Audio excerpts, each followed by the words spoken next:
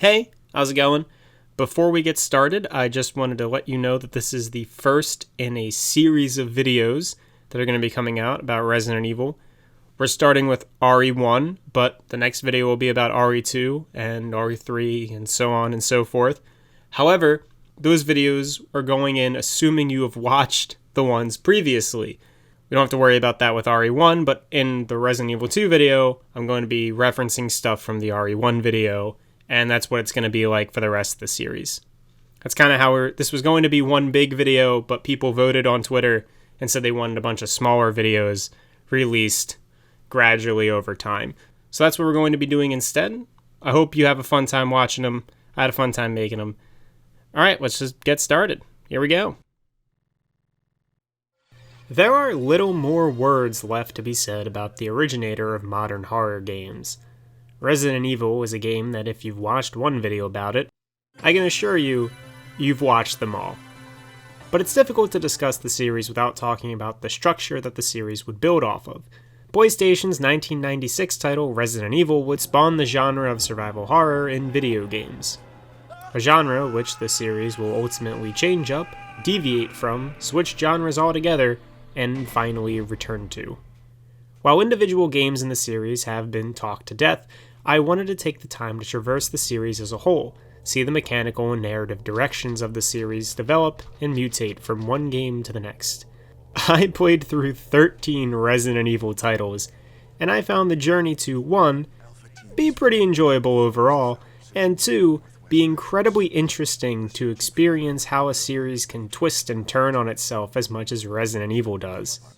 But to tackle the series, we'll need to take on the first game, Shinji Mikami's iconic horror outing, Resident Evil. Originally, Resident Evil was going to be a remake of a Famicom game called Sweet Home, which was based off of a horror movie by the same name. Sweet Home involves a group of people stuck in a mansion, so you can see how the two are already related on that basic level. Resident Evil had taken 3 years to develop, and throughout those years the game changed from being a remake of Sweet Home to its own creative project, with plenty of horror inspirations. The Spencer Mansion, that the game mainly takes place in, was inspired by the mansion from Stephen King's The Shining. Gameplay-wise, the style of game even shifted from a first-person shooter in the style of Doom to something more akin to Alone in the Dark. Speaking of Alone in the Dark, that also served as the inspiration for the main visual design of the game, since Resident Evil was originally supposed to be entirely 3D, but the technology at the time wasn't able to handle the high amount of polygons to allow that possibility. So, looking to Alone in the Dark as an example, the development team made a still camera system with pre-rendered backgrounds and only having the necessary things be made of moving polygons. A notorious thing about the first Resident Evil is just how many versions of it there are. The Japanese version and American version of the game are different on a mechanical level, since the American version does not have aim assist and has reduced ink ribbons along with gore and the smoking of cigarettes taken out. The modified difficulty being so that Americans cannot rent the game and beat it in over a weekend. It was originally for the PlayStation, but eventually it would get ports to the PC and the Sega Saturn. Then a Director's Cut version was released, and then a Director's Cut DualShock version was released, each version housing differences, the main ones being in both Director's Cuts the inclusion of an arranged mode and some added gore, and the DualShock version having newly synthesized music. It's hard to get an affordable copy of the original Resident Evil, so you'll have to bear with me as I use the Director's Cut DualShock version. It was much cheaper. The game opens by explaining that out in the Midwest in the Arklay Mountains near Raccoon City, mysterious attacks, disappearances, and murders have all been reported. The Special Tactics and Rescue Service Team, or STARS for short, have been sent out to investigate. STARS Bravo team was sent out yesterday and hasn't reported back, so STARS Alpha team goes into the mountains after them. Shown via a comically bad live-action short, the STARS members land in the mountains by helicopter and are subsequently attacked by mutant dogs. Their helicopter pilot Brad flies away, leaving Alpha team stranded, so they make a run for it, ending up in an old mansion. The remaining STARS members who get to the mansion are Chris Redfield, Jill Valentine, and Albert Wesker, with reports that Barry Burton is alive, but missing. Chris finds out that the mansion is full of zombies, just in time to also find out that Jill and Wesker have gone missing in the mansion. Resident Evil operates with fixed cameras and still backdrops using what are commonly called tank controls to navigate through each screen. Tank controls are probably the hardest sell for someone to play a Resident Evil game. The only thing I'll say about tank controls is that once you get used to them, they end up working pretty well. Along with moving through the mansion with tank controls, you'll also have to deal with a limited inventory space, only being able to carry 6 items at a time.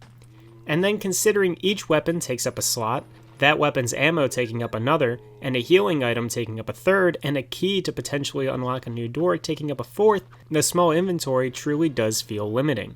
Luckily, you're able to mitigate the small inventory slightly by using item boxes found in save rooms.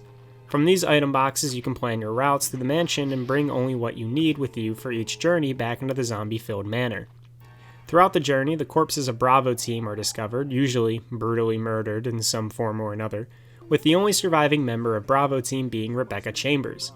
Rebecca follows Chris around from location to location, occasionally helping him out with a puzzle or two. The mansion itself is full of tight corridors full of flesh-hungry zombies. The rooms in the mansion usually contain some kind of puzzles or some small amount of supplies. Puzzles vary from needing a plant-killing chemical to pushing some blocks around. A particularly memorable one is needing to find a broken shotgun to swap out for a working gun. Fail to replace the working shotgun, the ceiling will crush you to death. The main goal of this exploration of the mansion is to collect 4 medallions that you use to unlock a route out to the back gardens. One of these medallions is guarded by a giant snake, Yawn.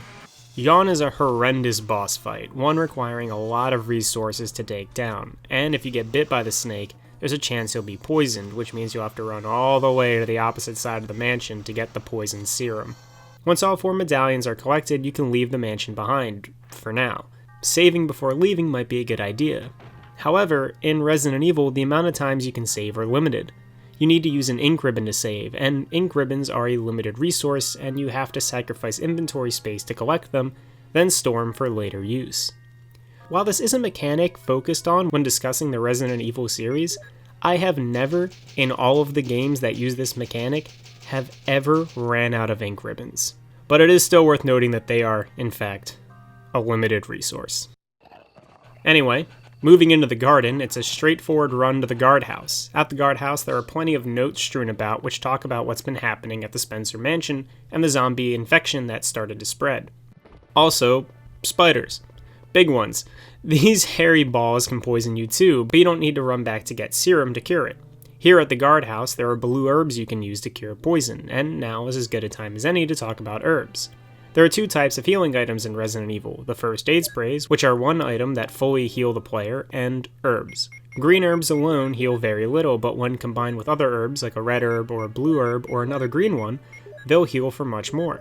The guardhouse is short, but it houses some solid creativity, including its enemies which go a little beyond zombies. The guardhouse has giant spiders and giant sharks too. It also has a plant problem. A giant killer plant has formed in the area, and to kill it, you'll need to make a plant-killing chemical called T-Jolt.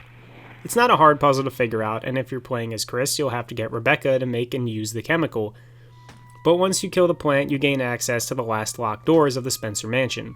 Making your way back to the mansion, you run into Wesker, who tells you to keep investigating the mansion, and then leaves you to go back to the only destination you can go. On the return to the Spencer mansion, the hunters show up. They're the toughest normal enemy in the game, and they are now crawling throughout the mansion. Any amount of safety you might have felt with your guns against the zombies is deteriorated when going against hunters. You can pick up the Magnum now, which is an excellent hunter-killing weapon, and you also have to have a rematch against Yawn. Yawn is just as tough as ever, and after killing him this time, you make your way throughout the remainder of the mansion to collect a battery. That battery is used to power the elevator out in the gardens, and is the last thing you need in this maniac-filled mansion. The elevator puzzle is one of the hardest puzzles to solve in Resident Evil 1, if you don't already know how to solve it, that is. To solve it, you need to run down through the gardens, then instead of going into the guardhouse, plug the battery in to start up the elevator. The elevator takes you back to the start of the gardens, where you run down the path again, but this time use the crank to lower the bridge you raised back after you left the mansion for the first time. Then you run back to the elevator and ride it down, and an opening to the underground is now available that was once hidden behind a small waterfall. Once down in the underground, you run into Enrico, the captain of STAR's Bravo team. He says that the company Umbrella has set STARS up to die. A note you can read in the mansion on your second visit confirms Enrico's statement. Before Enrico can say any more, though, he's shot dead by a mysterious figure.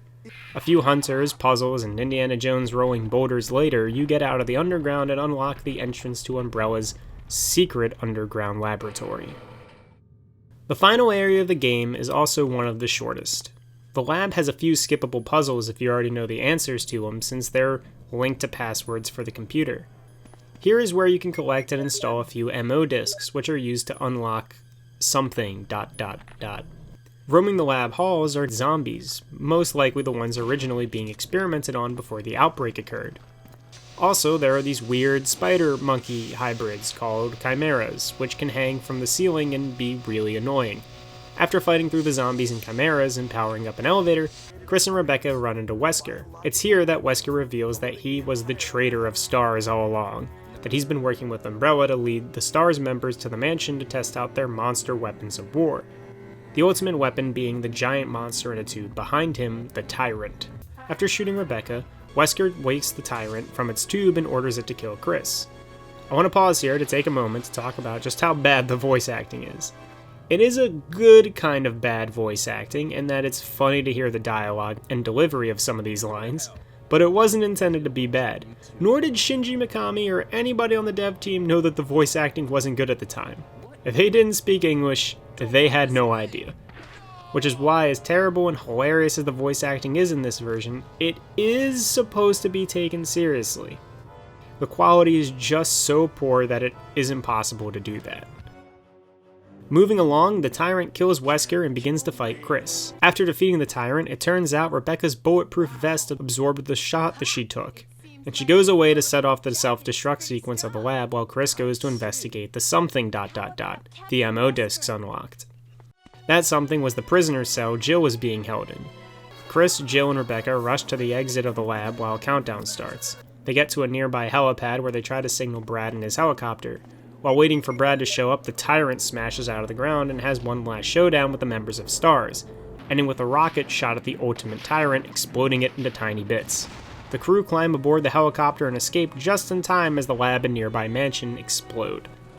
This version mainly followed the game as played by Chris Redfield, but you can go through the entire game as Jill Valentine instead. This is like an alternate version of events, where Chris is missing instead of Jill, and Jill never runs into Rebecca Chambers, but instead has Barry Burton around for most of the game.